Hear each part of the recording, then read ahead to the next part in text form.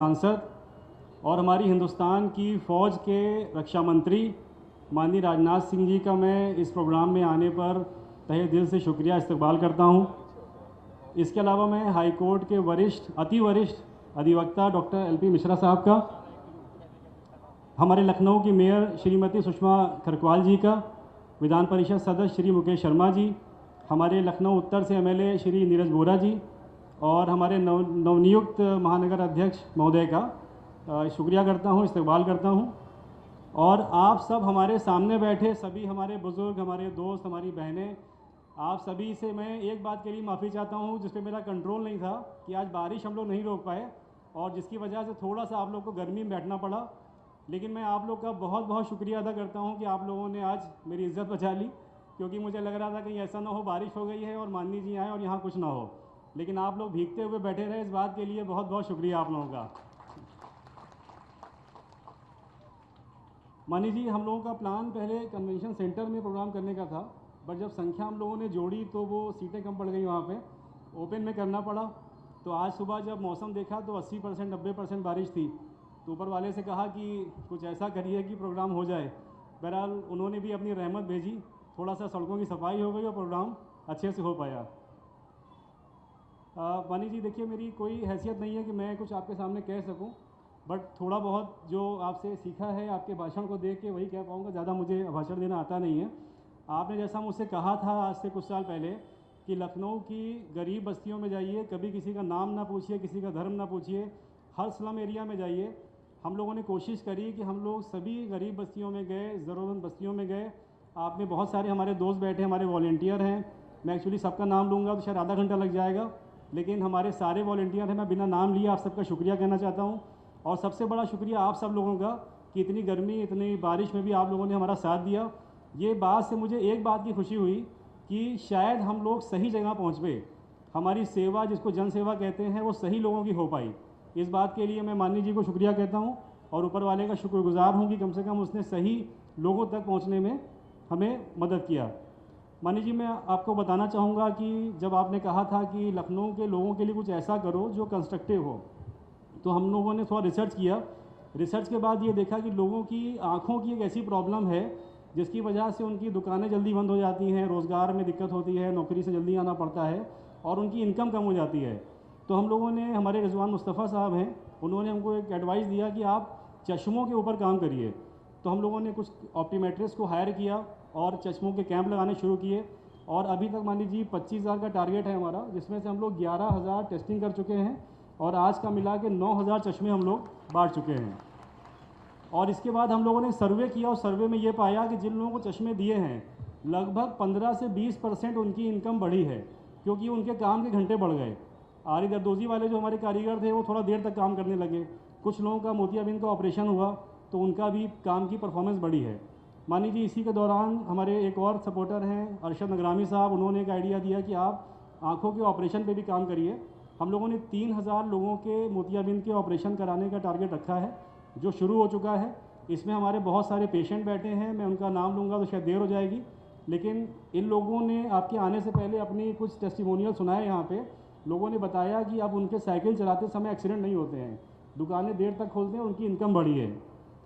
इसके अलावा मान लीजिए एक मैंने महसूस किया, हम लोग को एक इसी दौरान एक और एडवाइस मिली कि जो हमारे लखनऊ के गरीब परिवारों के बच्चे हैं वो पढ़ नहीं पाते पैसे की कमी से, और जो नहीं पढ़ पाते हैं तो क्या बनते हैं, वो शहर का सबसे अच्छा बिरयानी वाला बनता है, पंचर वाला बनता है, बाइक वाला बनता है, दर्जी बनता है। तो मैंने सोचा कि जब ये वन ऑफ द बेस्ट अपने प्रोडक्ट पे बनते हैं तो अगर ये पढ़ जाएंगे तो ये one of the best scientist बनेंगे, इंजीनियर्स बनेंगे, डॉक्टर्स बनेंगे। तो इसी सिलसिले को देखते हुए छोटी सी पहल करी। हम लोगों ने ऐसे 1,000 परिवार का सर्वे करके छांटा कि जो ड्रॉप आउट होने की कगार पे थे या ड्रॉप आउट हो चुके थे, और उसमें से 1,000 परिवारों को हम लोग पहले साल की फ़ीस के तौर पे सहायता कर रहे हैं और कोशिश करेंगे कि अगर वो परिवार भी हमारी मदद करेंगे, सिर्फ सब परिवार बैठे होंगे मुझे लगता है, तो हम लोग अगले सालों में भी उनके बच्चों को इंशाल्लाह आगे बढ़ाते रहेंगे और उसको पढ़ाते हुए ले जाएंगे। हमारे मान लीजिए ध्ये IAS के श्री विनय सिंह जी बैठे हैं, इन्होंने एक बहुत अच्छा सजेशन दिया कि यूपी PCS में हमारे गरीब परिवारों की लड़कियां, गरीब परिवार से याद आया, आप लोगों ने कुछ दिन पहले अभी पेपर में पढ़ा होगा, एक इलाहाबाद के प्रयागराज के हमारे एक भाई हैं, साइकिल बनाते हैं, पंचर बनाते हैं, उनका बेटा जज बना है। वो बन सकता है तो आप क्यों नहीं बन सकते? आपका बेटा क्यों नहीं बन सकता? इसलिए हम लोगों ने ध्येय IAS के साथ टाई अप किया है कि हम लोग लखनऊ के, और बल्कि पूरे यूपी के, लखनऊ का नहीं, पूरी यूपी के हर धर्म, हर मज़हब, हर कास्ट के 300 बच्चियों को फ्री IAS कोचिंग कराएंगे, PCS कोचिंग। उनके रहने की भी पूरी सुविधा दी जाएगी, ध्येय IAS के माध्यम से रहेगा सारा, क्योंकि उनका एक्सपर्टाइज़ है। हम लोग केवल फंड करेंगे, सारा कुछ उनका रहेगा। और श्री विनय सिंह जी ने वादा किया है कि ऐसे गरीब परिवार के बच्चों को आप ढूंढ के ले आओ, बच्चियों को, मैं उसके साथ एक्स्ट्रा समय दूंगा, उस बैच को स्पेशल ध्यान दूंगा और कोशिश करूंगा कि उसमें से 10% 20% बच्चियाँ आगे फाइनल में जाएं। तो मेरी आप लोगों से गुजारिश है कि आप लोग अपने गलियों, अपने परिवारों, अपने गांव, अपने रिश्तेदारों, जहां के भी आप लोग तक पहुंच सकें, ऐसी सभी बच्चियां जो ग्रेजुएट हैं या होने वाली हैं 21 साल की, उनको सबको फॉर्म भरवाइए, ताकि हम लोग उनको आगे बढ़ाने में बेहतर से बेहतर मदद कर सकें। इसके अलावा मैं बस थोड़ी सी बात पे अपना बात ख़त्म करना चाहूँगा कि मैं एक बात आपसे पूछना चाहता हूँ कि ये जो काम हम लोगों ने किया है, 25,000 चश्मे, 3,000 ऑपरेशन, 1,000 बच्चों की फ़ीस, 300 बच्चियों को पढ़ाई, ये काम सही हो रहा है कि नहीं हो रहा है? ज़ोर से बोलिए, ज़ोर से। सही हो रहा है? अच्छा, ये काम और होना चाहिए कि नहीं होना चाहिए? और ज़ोर से बोलिए, ज़रा ज़ोर से बोलिए ताकि माननीय जी तक आवाज़ जाए। तो इंशाल्लाह आज आप लोगों ने जितना प्यार मुझे दिया है, मेरी जितनी ताकत है, मैं इस प्यार को डबल टेबल करके आप लोगों को लौटाऊंगा, और जो कुछ भी हम लोगों ने आज तक किया है उसको और बेहतर करने की कोशिश करेंगे। शुक्रिया। बहुत बहुत शुक्रिया। तो जब संस्था का नाम ही अंबर फाउंडेशन है, तो इसका मतलब वफा अब्बास भाई का सीधा कनेक्शन आकाश से है, इसलिए बारिशों को तो रुकना ही था। और वो किसी शायर ने कहा है कि कभी कभी तू मेरा साथ यूं निभाया कर कि अपने आप को कुछ देर भूल जाया कर। पुराने लखनऊ का खुशगवार मौसम है, बारिशें हों अगर तो तू भीग जाया कर। भाई वफा अब्बास ने अपनी शुरुआती तकरीर करी। हमारे मंच पे जो मेहमान हैं उनका खैर मकदम किया, इस्तकबाल किया, उनका वेलकम अपने लफ्ज़ों से किया, बड़े ही अदब के साथ में। अब मैं कार्यक्रम को आगे बढ़ाते हुए, जिनकी सदारत में आज ये कार्यक्रम हो रहा है, ऐसे हाई कोर्ट में, हालांकि अभी तो हड़ताल चल रही थी, लेकिन हमेशा ऐसा नहीं होता है। डॉक्टर साहब तो 24 घंटे काम करते रहते हैं। मुझे लगता नहीं है कि जब वो खाली होते हैं तो किसी न किसी मुकदमे के बहस के लिए कोई ना कोई आधार बनाते रहते हैं। और जब डायस पर खड़े होते हैं तो अगर रूल्स और रेगुलेशन में कवर नहीं होता तो स्टैट्यूट से कवर करते हैं, अगर स्टैट्यूटरी प्रोविजन से कवर नहीं होता तो एक्ट से कवर करते हैं, और अगर एक्ट से कवर नहीं होता तो कॉन्स्टिट्यूशन ऑफ इंडिया से कवर करते हैं, लेकिन अपने मुवक्किल को इंसाफ दिलाने का काम करते हैं।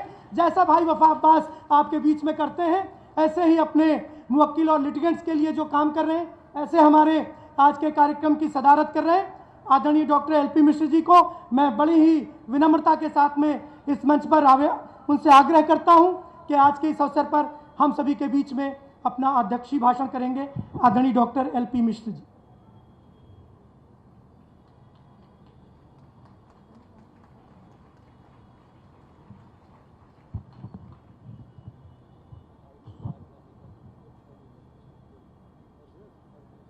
सबसे पहले ऊपर वाला जब अपनी नियामत बरसा रहा था, तब से बैठे हुए सभा मंच पर और मंच से उधर सभी लोगों को मैं अपना नमस्कार, आदाब अर्ज कर रहा हूँ।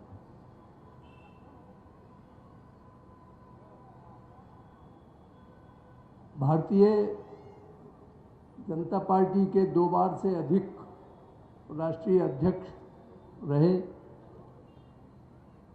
उत्तर प्रदेश के शिक्षा मंत्री, भूतपूर्व मुख्यमंत्री, भारत सरकार के कृषि मंत्री, फिर भारत सरकार के गृह मंत्री और आज के समय में हम सबका भारतीय संसद में प्रतिनिधित्व करते हुए लखनऊ महानगरी के यशस्वी सांसद और इस गौरवशाली देश के, चाहे उसे हम भारत कहें, हिंदुस्तान कहें या इंडिया कहें, मैं इसमें कोई भेद नहीं मानता, ऐसे महान देश के महान रक्षा मंत्री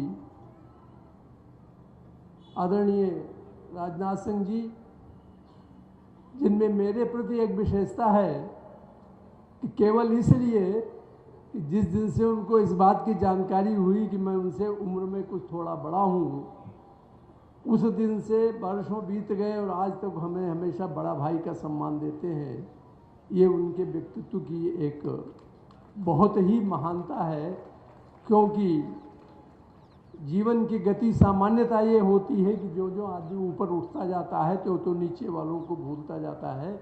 मैं यहाँ इसलिए कह रहा हूँ कि आज हम सब यहाँ जो इकट्ठा हुए हैं वो बड़ी ही मौजू बात है ये आज के समय के लिए, क्योंकि हमारे वफा साहब, अब्बास साहब ने जो ये कार्यक्रम आयोजित किया है और जो कर रहे हैं उसके हिसाब से आज के मौके में बहुत बड़ी बात है कि यदि हम ऊपर उठें तो हम धरातल से जुड़े रहें और धरातल पे रहने वालों के लिए जो कुछ कर सकते हैं वो हमेशा करते रहें।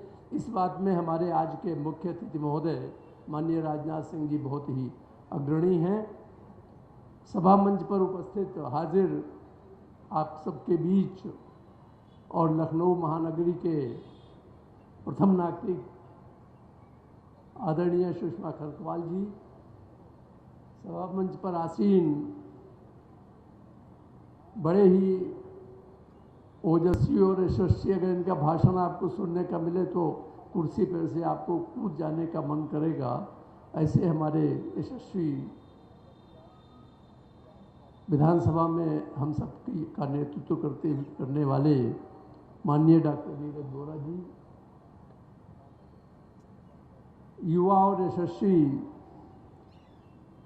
उत्तर प्रदेश विधान परिषद के सदस्य और अभी तक थोड़ी बहुत ही समय पहले भूतपूर्व अध्यक्ष महानगरी के भारतीय जनता पार्टी के माननीय आदरणीय शर्मा जी, और अभी जिनको लखनऊ महानगरी की भारतीय जनता पार्टी के अध्यक्ष का गौरव पद को गौरवान्वित करने का जिनको अवसर मिला है, ऐसे हमारे आदरणीय आनंद द्विवेदी जी।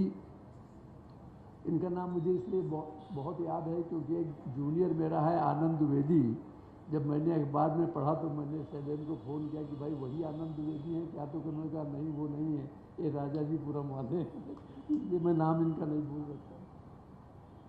आदरणीय श्री विनय सिंह जी, जो कि अभी जिनकी ओर से बहुत अच्छी एक मानवीय दृष्टिकोण की उद्घोषणा आपके बीच आई है कि जो हमारे बीच लखनऊ नगरी में या कहीं भी जो थोड़ा समाज की मूल धारा से वंचित हैं, आर्थिक धारा से वंचित हैं, तो जो थोड़ा शोषित हैं, जो थोड़ा निर्धन हैं, जो थोड़ा अपने साधन विहीन हैं, उनकी भागीदारी आईएएस ऐसी कोचिंग संस्था में उनको आप अवसर देंगे निःशुल्क और सारी व्यवस्थाएं करेंगे, ऐसे हमारे श्री विनय सिंह जी और सभा मंच पर आसीन और जो वफा ही जिनका नाम है और जिनकी वजह से हम सब आज यहाँ एकत्रित हुए हैं, हमारे वफा अब्बास जी। आज मुझे ऐसा लग रहा है कि 1965 जुलाई 1965 में जब लखनऊ आया तो उसके पहले लखनऊ की तहजीब के बारे में सुना तो करता था, लेकिन जैसा आज मौका मुझे है कि इतनी तहजीब से सब लोग यहाँ पर बैठे हैं, बारिश हुई तब भी सब लोग, मैं आया था हो रही थी बारिश उस समय भी सब लोग ऐसे बैठे थे, तो लखनऊ की तहजीब से जो मेरा पहला मुकाबला हुआ, जो सामना हुआ, जिसका मैं चश्मदीद हुआ, वो ये था कि हबीबुल्ला हॉस्टल में लखनऊ यूनिवर्सिटी में रहते थे। शनिवार के दिन शाम को मेस बंद होता था, दोपहर में स्पेशल खाना मिलता था। तो जब पैसे होते थे तब तो हजरतगंज और रॉयल कैफ़े और चौधरी में भोजन होता था। जब पैसे नहीं होते थे तो हम लोग डालीगंज की तरफ जाते थे। तो चरही के पास दो तांगे वाले आमने सामने खड़े थे। मैं बता रहा हूँ कि लखनऊ शहर में और दूसरे शहर की तहजीब में क्या फ़र्क है। एक जवान था 30-35 साल का और एक बुढ़ा 60-65 साल का था। दोनों तांगे वाले थे। जो युवा था, जो जवान था, वो माँ बहन की गाली अपने बुजुर्गवार को जो सामने तांगे पे था उसको दे रहा था। कुछ झगड़ा हो गया हो। मैं जहाँ से बहराइच से आया था तो भाई अगर कोई गाली देता है तो या तो एक गाली देगा तो 10 देंगे, और नहीं तो हो सकता है उसको मारने ही लगें। लेकिन क्या मैंने देखा कि जब बहुत देर तक वो गाली देता रहा तो जो बुजुर्गवार तांगे वाले थे उन्होंने कहा, उसका कुछ नाम लिया मुझे याद नहीं, कि फलाने खबरदार, अब आगे अगर जबान उठाई तो मैं भी आपकी वालदा जान की शान के खिलाफ कुछ कह बैठूंगा। कितना फ़र्क है गाली का जवाब देने में लखनऊ तहजीब में और दूसरी जगह की तहजीब में। ये मेरा पहला साबका हुआ और आज दूसरा साबका यहाँ चौक में आप सबके बीच हो रहा है कि जब आपने नियामत मांगी ऊपर से हमारे वफा साहब ने, तो ऊपर वाला नियामत बरसा रहा था, पानी गिरा रहा था। जब हमारे मुख्य अतिथि महोदय का आना हुआ तो ऐसे शैलेंद्र शर्मा साहब ने भी कहा कि मैं आया तो पानी थोड़ा कम हुआ, नीरज बोरा साहब आए तो बंद हो गया। मैं बैठे बैठे कह रहा था मेरे माननीय मुख्य अतिथि महोदय माननीय राजनाथ सिंह जी आएंगे तो धूप निकल आएगी, तो सामने मुझे सूरज दिखाई दे रहा है। तो इतनी इनायत सबके ऊपर है। जिस कार्यक्रम के लिए हम लोग एक बहुत अधिक मैं समय नहीं लूँगा, तो मुझे मालूम है कि आप सब माननीय राजनाथ सिंह जी को सुनने के लिए इकट्ठा हुए हैं। लेकिन मुझे आज की इस जो जलसा है, जो हम लोग सब यहाँ इकट्ठे हुए, इस पर एक बात याद आ रही है, वो मैं आपके सामने कहना चाहता हूँ कि एक बार एक आदमी जो था वो बहुत ही गरीब था, बहुत संपन्न नहीं था, लेकिन ईश्वर का, अल्लाह मियाँ का बड़ा शुक्रगुजार रहा करता था और बड़ा उनका भक्त था। भक्ति भाव में जब ईश्वर उससे प्रसन्न हुए तो आए और उससे पूछा, भाई बताओ तुम्हें क्या चाहिए। तो उसने कहा, मुझे राज्य नहीं चाहिए। तो उसने कहा, और क्या चाहिए। उन्होंने कहा, मुझे सुख नहीं चाहिए। फिर उन्होंने पूछा, संस्कृत में श्लोक है, न कामये राज्यम न सुखम न वैभवम। उसने क्या कहा, मुझे संपदा नहीं चाहिए, वैभव नहीं चाहिए। तो कहने लगे, भाई यही तो आदमी को चाहिए, और तो क्या चाहिए। तो उसने कहा कि जो गरीब हैं, जो दुखी हैं, जो साधनहीन हैं, हम उनका कल्याण चाहते हैं, उनकी अच्छाई चाहते हैं, उनको बढ़ता हुआ देखना चाहते हैं। संस्कृत में श्लोक है, न कामये राज्यम न सुखम न वैभवम न तो पुनर्भवम। उसने कहा, मैं पुनः, हमारा पुनर्जन्म दोबारा हम पैदा न हो, ये भी नहीं चाहते हैं, लेकिन कामये दुख तत्नाम आर्तनाम शोक विनाशकम। जो दुख से दुखी हैं, पीड़ित हैं, उनके शोक का विनाश हो, उनके दुख समाप्त हो। ऐसे कार्य में हमारे वफा साहब लगे हुए हैं। मैं उनको बहुत ही साधुवाद देता हूँ। और सबसे आज इस अवसर की सबसे विशेषता ये है कि जो राज्य सत्ताधारी है, डिफेंस मिनिस्टर है जो भारत का, वो भी आज हम लोगों के बीच में जो थोड़े साधनहीन लोग हैं, जो थोड़े विपन्न हैं, उनके कल्याण के लिए, उनके कल्याण की भावना को अपने मन में रखे हुए आज हमारे सबके बीच उपस्थित हैं। ये ईश्वर की हम सबके ऊपर बड़ी कृपा है। और जैसा कि अभी शैलेंद्र शर्मा जी ने बताया था कि हमारे वफा साहब का जो ये संगठन है, जो ये ऑर्गेनाइजेशन है, उसमें शिक्षा भी दी जाती है, बच्चों का मनोबल भी बढ़ाया जाता है, खेल कूद की भी प्रक्रियाएं की जाती हैं, चश्मे बांटे जाते हैं और भी अनेक तरह की मदद दी जाती है। मैं उनसे निवेदन करता हूं कि इनके शुभ कार्य में अगर मुझसे कुछ थोड़ा कभी योगदान हो सके तो उनसे वो ले ले।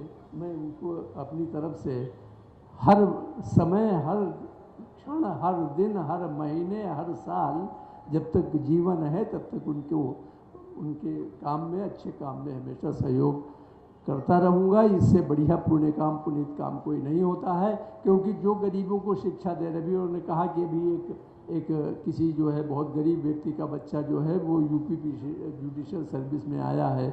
जाने कितने रिक्शे वाले, जाने कितने ऑटो चालक, जाने कितनों के बच्चे अब अच्छा आयाम पा रहे हैं जीवन में और अच्छी उपलब्धियां कर रहे हैं। चाहे वो IIT हो, चाहे वो IAS हो, चाहे वो PCS हो, चाहे वो जुडिशल सर्विस हो, चाहे MBBS हो, चाहे जो कुछ हो।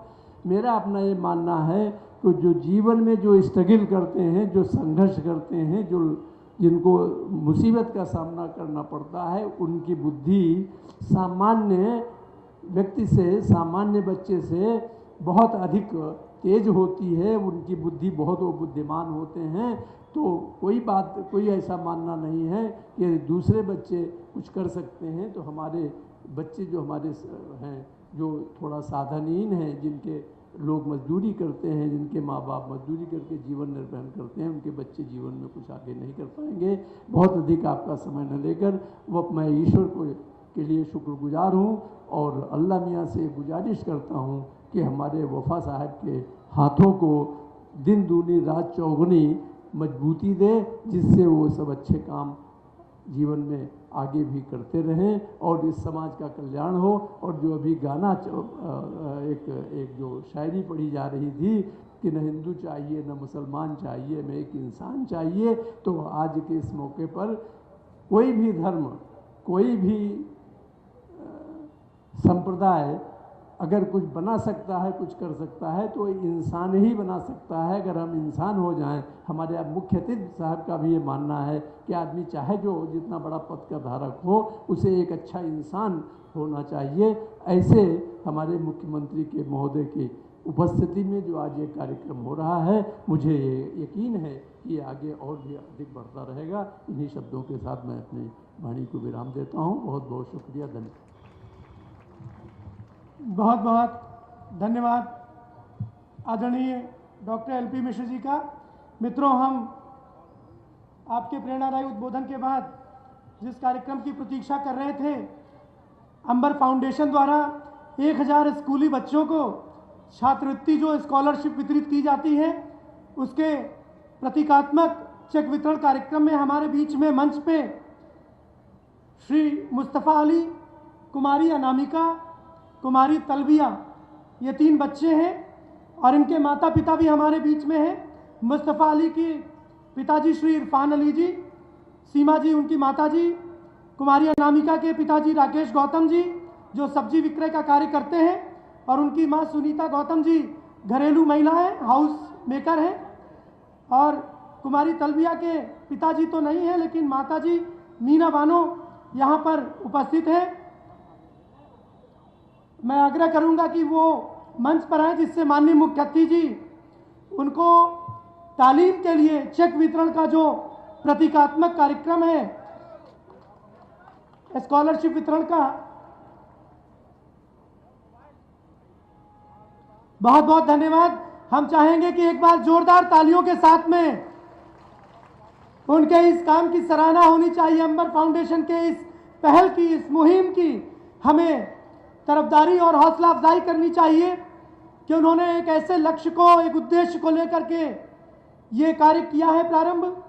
और इसी क्रम में जो चश्मा वितरण का कार्य है, जिन लोगों की आंखों की रोशनी कम होती जाती है, उस क्रम में 4 ऐसे हमारे प्रतिनिधि हैं, श्री इकबाल, श्रीमती कुसुमा, कुमारी रुबा फातिमा और कुमारी बेबी जैनब। आपको आइए, आपको माननीय मुख्य अतिथि महोदय के कर कमलों से चश्मा वितरण किया जाएगा। ऐसे 4 हमारे प्रतीकात्मक रूप से यहाँ प्रतिनिधि हैं और निश्चित रूप से आंखों की जो रोशनी है वो जिंदगी के जो रास्ते हैं उसको रोशन करने का काम करती है। और इनको माननीय मुख्य अतिथि महोदय के कर कमलों से चश्मा वितरण किया जा रहा है। मैं चाहता हूं जोरदार तालियों की ध्वनि के साथ में उनका हम स्वागत करेंगे। श्री इकबाल हैं, 70 वर्ष आपकी उम्र है। श्रीमती कुसुमा है, 60 वर्ष आपकी आयु है। ये देवी माँ की मूर्ति कला के कार्य से जुड़ी हुई हैं, सादतगंज की निवासी हैं। श्री इकबाल जी चौपटियों के रहने वाले हैं। कुमारी रुबा फातिमा, ये 10 साल की बच्ची है, स्टूडेंट है, नूरवाड़ी लखनऊ की निवासी हैं। कुसुमा जी हमारे बीच में हैं, ये देवी जी की मूर्ति बनाने का काम करती हैं। और सादतगंज लखनऊ आपका निवास है। कुमारी बेबी जैनब और कुमारी रुबा फातिमा, ये 2 बच्चियां हैं। आइए रुबा फातिमा माननीय मुख्य अतिथि महोदय को पुष्प भेंट कर रही हैं। लखनऊ की जो रवायत है कि मेहमान जो हमारा होता है वो जान से प्यारा होता है, ज़्यादा की नहीं चाहत हमको, थोड़े में गुजारा होता है। माननीय मुख्य अतिथि महोदय को उन्होंने पुष्प भेंट किया और माननीय मुख्य अतिथि महोदय ने उनकी आंखों की रोशनी के लिए चश्मा। और अब कुमारी बेबी जैनब, ये 9 साल की बच्ची है, काजमैन लखनऊ में रहती है और इसको भी माननीय मुख्य अतिथि महोदय ने बड़े ही स्नेह और दुलार के साथ में उसके आंखों की रोशनी बढ़ाने के लिए अंबर फाउंडेशन की जो कोशिशें हैं उन कोशिशों को परवान चढ़ाने के लिए ये मुहिम है। ठीक बात। अब इसके पश्चात में कार्यक्रम अपने अंतिम चरण में है। उससे पहले संस्था के कार्यों से संबंधित मैं चाहूँगा जो हमारे टेक्निकल सपोर्ट टीम है, ये सामने एक विजुअल स्क्रीन है जिसमें अंबर फाउंडेशन के कार्यों का एक 2 मिनट का विजुअल है, उसको डिस्प्ले करेगी, जिससे अंबर फाउंडेशन का हाँ प्रारंभ करें।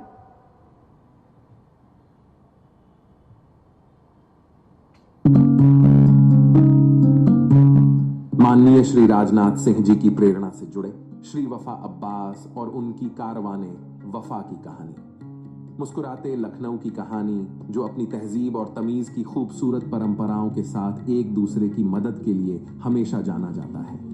यह कहानी है उस सिलसिले की जो आज से करीब 5 वर्ष पहले शुरू हुआ, जिसमें गरीबों के घरों में राशन पहुंचाने से लेकर सर्दियों में जरूरतमंद लोगों को गर्म कपड़े और कंबल देने तक का सफर है। आंखों के महत्व को समझकर इसकी हिफाजत के लिए वफा अब्बास आगे आए, जिन्होंने अंबर फाउंडेशन की नींव रखी। शहर के जरदोजी का काम करने वाले आंखों में कमजोरी होने से काम नहीं कर पा रहे थे। बच्चे जिनकी आंखें कमजोर थीं और उनके माँ बाप गुर्बत में डॉक्टर के पास नहीं जा पाते थे। अंबर फाउंडेशन की मदद से उनकी शिक्षा व आत्मविश्वास दोनों में सुधार आया। इस वर्ष 25,000 लोगों की आंखों की जांच व चश्मे वितरण, साथ ही 3,000 निःशुल्क ऑपरेशन का लक्ष्य है, जिसमें हम निरंतर कार्यरत हैं। मंत्री राजनाथ सिंह जो है बहुत अच्छा काम कर रहे हैं। तमाम दुनिया के पब्लिक को चश्मे बांट रहे हैं, ये बहुत सवाब का काम है। अल्लाह ताला उनकी वो बरकत कराए। रोशनी के लिए यही बहुत अच्छा है।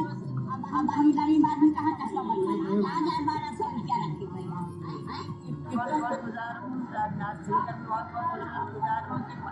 है ना, इसके आगे हम तो कहते बस क्या करें, हम तो जितनी तारीफ करें उतना कम है, जितनी तारीफ करें उतना कम है, समझे।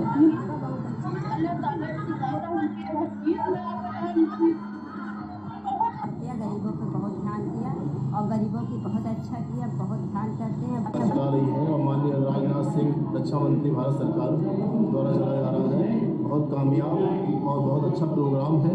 स्कूल फीस न दे पाने की वजह से जो बच्चे स्कूल छोड़ देते थे, अंबर फाउंडेशन ने उनकी आर्थिक मदद करने का कदम उठाया और इस सत्र 2023-24 में 1,000 परिवारों के बच्चों की फीस दी जा रही है।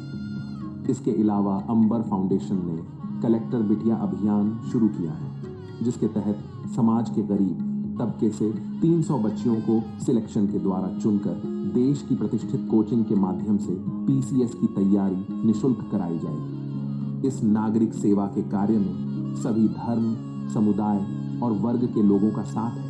अंबर फाउंडेशन का लक्ष्य है देशवासियों को जोड़कर सरकारी योजनाओं और सेवाओं का लाभ पहुंचाने में मदद करना। आप भी इस सामाजिक कार्य में शामिल हो सकते हैं, क्योंकि समाज सेवा हम सभी की जिम्मेदारी है।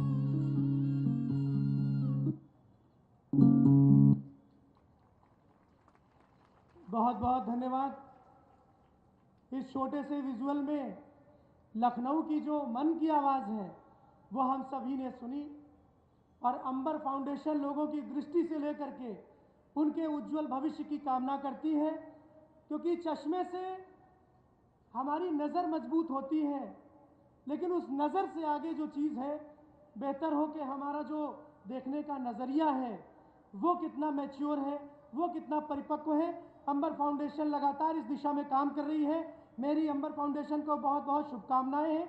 हमारे बीच में काजी शहर अबुल इरफान फरंग महली जी हैं, श्री नजमुल हसन रिजवी जी हैं, श्री वसीम अख्तर जी हैं जो चांसलर हैं इंटीग्रल यूनिवर्सिटी के, श्री महेश गोयल जी हैं जो गोयल इंस्टीट्यूट का रिप्रेजेंटेशन करते हैं, श्री अली जैदी जी, जो मोहम्मद आरिफ जी,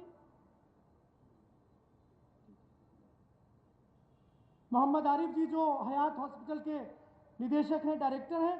आप सभी अभी माननीय मुख्य अतिथि महोदय से मुलाकात करेंगे। हमारे आज के इस प्रोग्राम में आपकी मौजूदगी है। और मित्रों, इस कार्यक्रम में अब जिनकी हम सभी प्रतीक्षा कर रहे थे, और सच में कहूँ तो ये वो स्थान है, ये मल्टी लेवल पार्किंग माननीय रक्षा मंत्री जी के कमलों से ही इसका उद्घाटन हुआ था, लेकिन 1996-97 में जब अटल जी का जन्मदिन था तो इस स्थान पे ये मुक्ताकाशी मंच था, ज्योतिबा फुले प्रेक्षागृह था, ओपन एयर थिएटर था, और 25 दिसंबर को श्रद्धेय अटल जी के जन्म दिवस पे कार्यक्रम था जिसमें माननीय रक्षा मंत्री जी अपना उद्बोधन देने के लिए आए थे। और माननीय रक्षा मंत्री जी ने उस रात एक बहुत बड़ी बात कही जो इस देश के सियासतदानों को समझना चाहिए, और उन्होंने जब उनकी तारीफ में बहुत सारी बातें कही गई तो माननीय रक्षा मंत्री जी ने अपने संबोधन में ये बात कही कि इस धरती पर कोई दाता नहीं है, अगर कोई दाता है तो वो सिर्फ विधाता है, वही सबसे बड़ा दाता है, उससे बड़ा इस धरती पर कोई दाता नहीं। आजकल छोटे छोटे पद पर आने के बाद लोगों के चलने फिरने और बात करने के तरीके बदल जाते हैं, लेकिन इतनी बड़ी राजनीतिक शख्सियत और इतने राजनीति के उरूज पर पहुंचने के बाद भी सचमुच में अटल बिहारी वाजपेयी जी लखनऊ की जिस तहजीब को पूरी दुनिया के अंदर रिप्रेजेंट करते थे, आज मुझे लगता है चाहे लखनऊ में हो, चाहे सूबे के अंदर हो, चाहे मरकजी सरकार के हुकूमत के अंदर, इसके जुरिडिक्शन में किसी भी राज्य में हो, चाहे दुनिया के किसी भी नक्शे कदम में जब माननीय राजनाथ जी जाते हैं तो ऐसा लगता है कि उनके शख्सियत के अंदर अटल बिहारी वाजपेयी जी की जो मुमताज शख्सियत है उसका भी रिप्रेजेंटेशन होता है, उसका भी प्रतिनिधित्व होता है। ऐसे मकबूल शख्सियत के मालिक आदरणीय श्रद्धेय माननीय राजनाथ सिंह जी हमारे बीच में हैं, और उस शहर को ये सूबे की सबसे बड़ी पंचायत में रिप्रेजेंटेशन देते हैं, जिसके बारे में योगेश प्रवीण जी ने कहा था कि लखनऊ है तो महज गुंबदो मीनार नहीं, सिर्फ एक शहर नहीं, कूचों बाजार नहीं, इसके आंचल में मोहब्बत के फूल खिलते हैं, इसके दामन में फरिश्तों के पते मिलते हैं। मैं बड़े ही अदब के साथ मैं गुजारिश करता हूं आज के हमारे इस प्रोग्राम के माननीय मुख्य अतिथि और देश के रक्षा मंत्री, गौरवशाली प्रतिनिधित्व करने वाले आदरणीय श्री राजनाथ सिंह जी से आज के इस अवसर पर हम सभी का मार्गदर्शन करने की कृपा करें। माननीय रक्षा मंत्री जी। लखनऊ ही नहीं बल्कि उत्तर प्रदेश के माने जाने और वरिष्ठतम अधिवक्ता और आज की सदारत जो कर रहे हैं आदरणीय डॉक्टर एल.पी. मिश्र, यहाँ की महापौर श्रीमती सुषमा खरवाल, सदस्य विधान परिषद श्री मुकेश जी शर्मा, नव नियुक्त महानगर अध्यक्ष श्री आनंद जी द्विवेदी और हमारे लोकप्रिय विधायक जो बराबर जनता की सेवा में लगे रहते हैं ऐसे नीरज बोरा और अंबर फाउंडेशन के चेयरमैन जनाब वफा अब्बास, श्री विनय सिंह जी, चेयरमैन ध्येय फाउंडेशन, श्री दिवाकर जी त्रिपाठी, सांसद प्रतिनिधि, और इस कार्यक्रम में मौजूद मेरे सभी सम्मानित बहनों और भाइयों, मैं ऐसी कल्पना भी नहीं करता था कि अंबर फाउंडेशन के द्वारा और वफा अब्बास जी के द्वारा इतना बेहतरीन कार्यक्रम यहाँ पर आयोजित किया जाए। वैसे लखनऊ के अंदर मैंने सांसद बनने के बाद भी और सांसद बनने के पहले भी कई कार्यक्रम किए, बड़े बड़े कार्यक्रम किए, लेकिन मैं दिल की बात आपसे करना चाहता हूं कि इस कार्यक्रम में आकर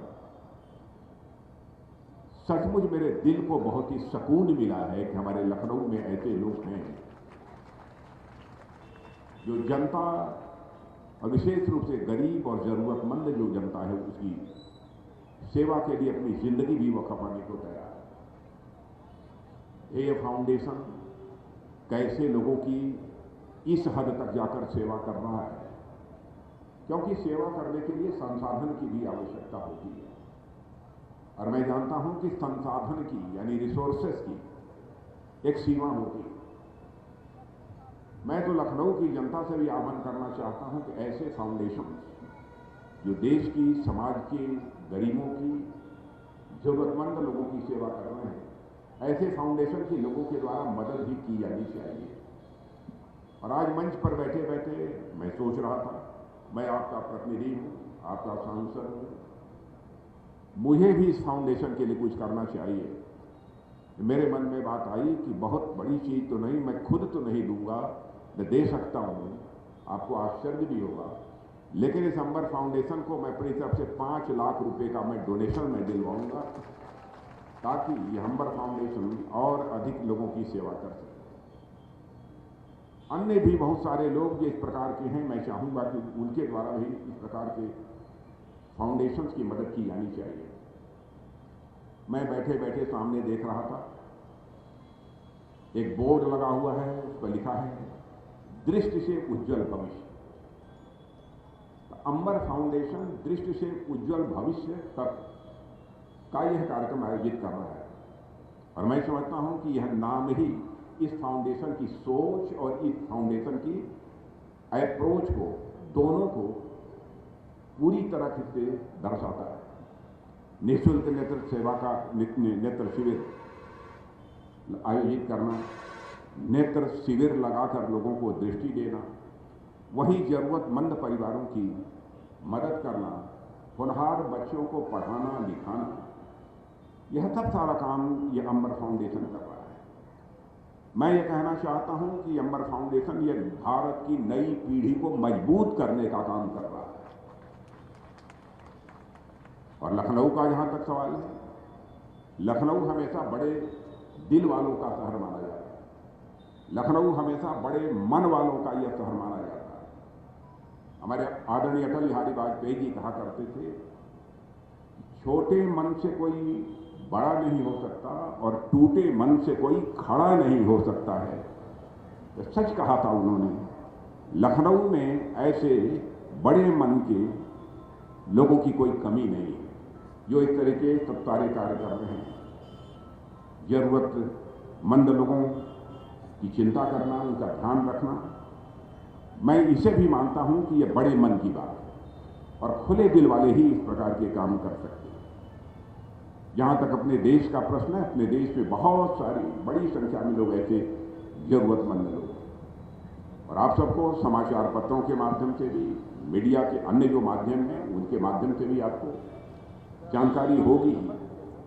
हमारे प्रधानमंत्री मोदी जी के नेतृत्व में जो हमारी सरकार केंद्र में काम कर रही है, ऐसे जरूरतमंद लोगों को सहायता पहुंचाने में, ताकि उनका भी सशक्तिकरण हो सके, ताकि वह भी मजबूत हो सकें, एक्सट्रीम पॉवर्टी, अति गरीबी के संकट से उनको बाहर निकाला जा सके। इसके लिए जाति, पंथ, मजहब, इन सब सारी चीज़ों से, इन सारी बाधाओं से अलग करके अपने को वह देश की इस समय सेवा कर रहे हैं। और मुझे आप सबको बतलाते हुए खुशी हो रही है, हमारी सरकार ने जिन जिन कार्यक्रमों को चलाया है, उन कार्यक्रमों का आज यह परिणाम हुआ है कि आज 8-9 वर्षों के अंदर ही हमारे देश में जो 13.5 करोड़ लोगों की ऐसी संख्या है जो अति गरीब, एक्सट्रीम पॉवर्टी लाइन जो है, इसके जो नीचे माने जाते थे वह एक्सट्रीम पॉवर्टी लाइन के आज ऊपर आ गए हैं 13.5 करोड़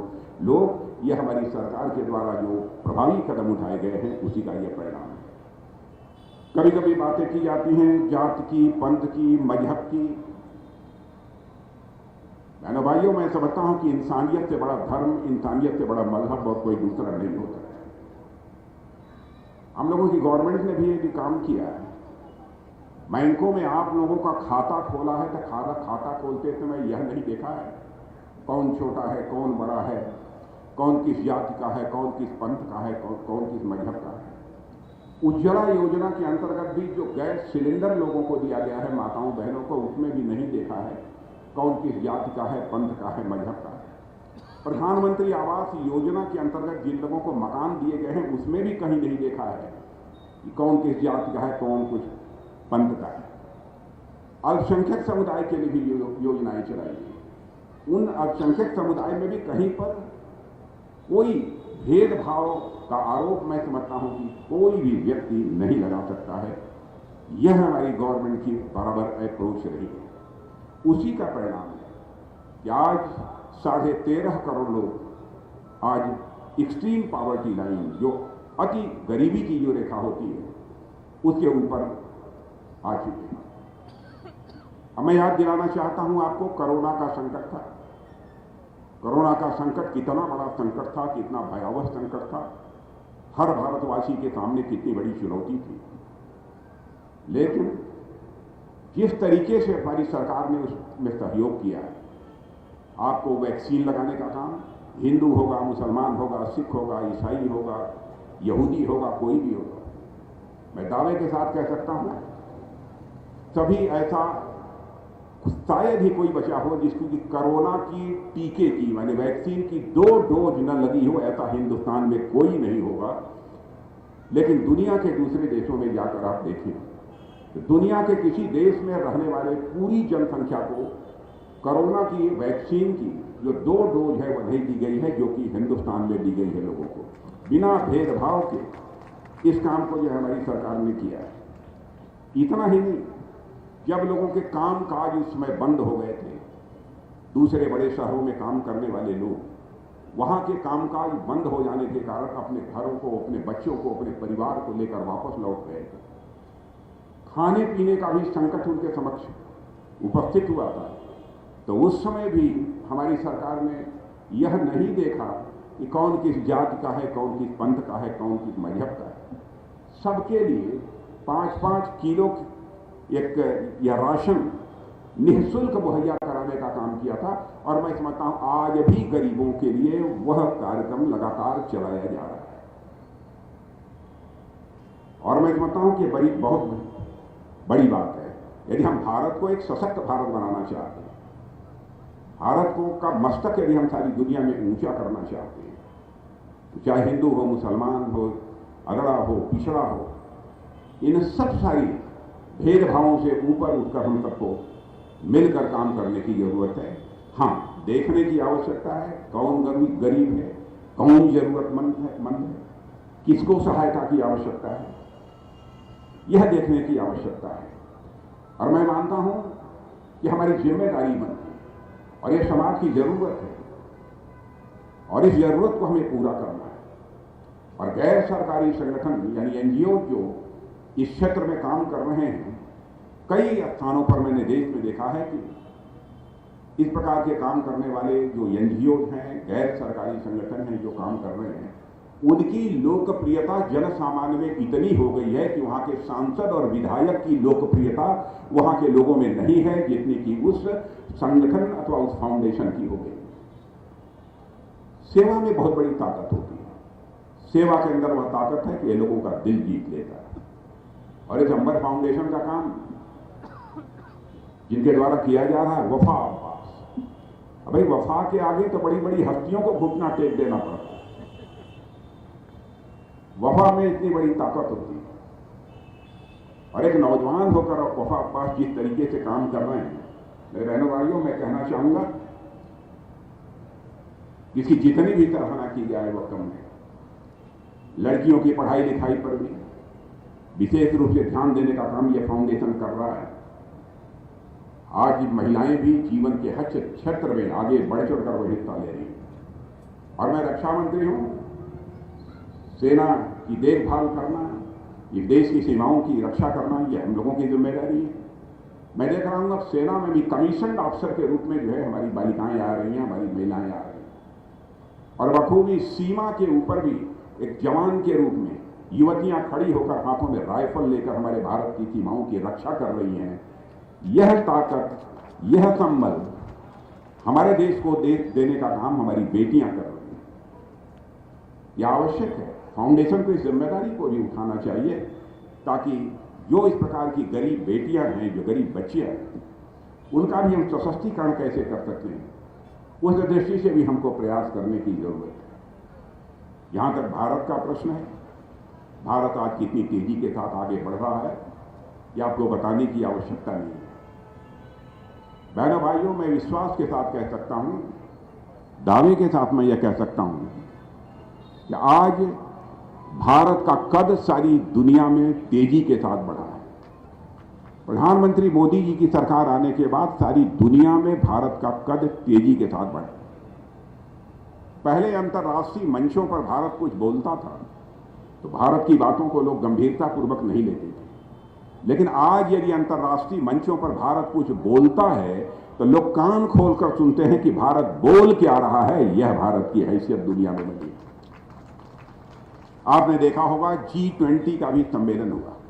दुनिया के 41 देशों के लोग उस G20 के सम्मेलन में भाग लेने के लिए आए। दुनिया का जो सबसे ताकतवर देश माना जाता है अमेरिका, अमेरिका के राष्ट्रपति भी उस सम्मेलन में भाग लेने के लिए आए थे। देखा होगा आपने किस तरीके से वह अपनापन हमारे प्रधानमंत्री के साथ वह जाहिर कर रहे थे। दुनिया के सभी देशों से, अरब कंट्री से भी जो वहां के प्रीमियर्स, जो प्रमुख प्रधानमंत्री, राष्ट्रपति जो आए थे, किस तरीके से गले मिल रहे थे। भारत के प्रति इस मिलने के दृश्य को देखकर आप अंदाज लग सकते हैं कि भारत की हैसियत दुनिया की नजरों में कैसी बड़ी है।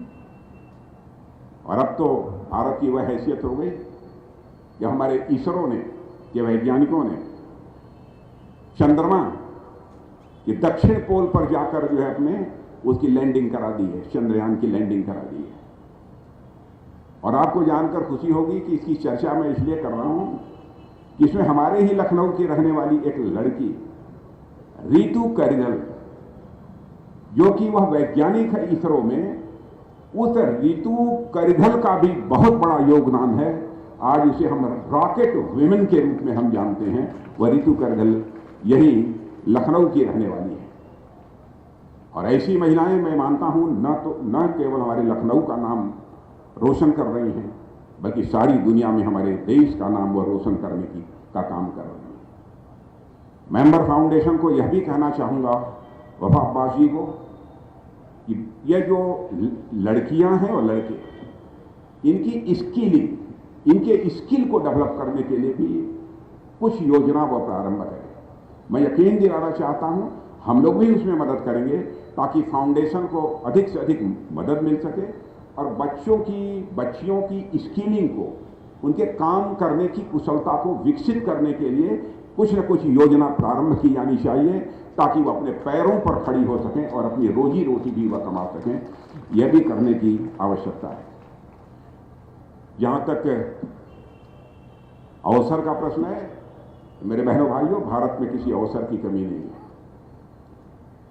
अवसर सचमुच मुंह बाए खड़े हैं। आवश्यकता है उस अवसर को हासिल करने के लिए जो हमारे पास योग्यता चाहिए, क्षमता चाहिए, प्रतिभा चाहिए, हम उसको हासिल करें। और मेरा विश्वास है कि ध्येय फाउंडेशन, जैसे हमारे यहां पर बैठे हुए हैं विनय सिंह जी, ध्येय फाउंडेशन, अब ध्येय फाउंडेशन में मैं गया था, मुझे इतनी सुखद अनुभूति हुई इस ध्येय फाउंडेशन में जाकर, बच्चों से मिलकर और ध्येय फाउंडेशन के बारे में जानकारी हासिल करके। इन्होंने कई आईएएस और आईपीएस बनाकर अपने ध्येय फाउंडेशन के माध्यम से निकालने का काम किया है। आप ये कल्पना कर सकते हैं, एक फाउंडेशन, एक गैर सरकारी संगठन इतना बड़ा काम, इतना श्रेष्ठ काम कर रहा है। और मुझे खुशी है कि ध्येय फाउंडेशन और ये अंबर फाउंडेशन, विनय सिंह जी का और साथ ही हमारे वफा अब्बास, इन दोनों लोगों में इतनी अच्छी दोस्ती है, इतनी मित्रता है कि ये दोनों मिलकर लखनऊ के जो ज़रूरतमंद लोग हैं उनकी सेवा करेंगे और साथ ही लोगों के सशक्तिकरण के लिए जो भी प्रयास किया जा सकता है वह प्रयास करेंगे। मेरा पूरा विश्वास है। इन्हीं शब्दों के साथ मैं इस अंबर फाउंडेशन को अपनी तरफ से विशेष रूप से हार्दिक शुभकामनाएं देते हुए और आप सभी को अपनी तरफ से धन्यवाद देते हुए अपनी बात समाप्त करता हूं। आप सबको बहुत बहुत धन्यवाद। मैं गुजारिश करूंगा